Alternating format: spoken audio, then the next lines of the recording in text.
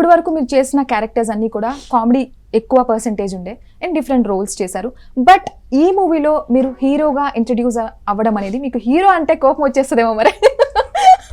కాదండి బాబు, full length character అండి, full length character. ఒక యాక్టర్ గా, ప్రాపర్ యాక్టర్ గా ఈ మూవీలో మీరు ఇంట్రడ్యూస్ అవుతున్నారు. అవునండి. సో ఏంటి వేరియేషన్, ఎనీ చేంజెస్, మీరు ఎలా ఫీల్ అవుతున్నారు ఈ రెస్పాన్సిబిలిటీ?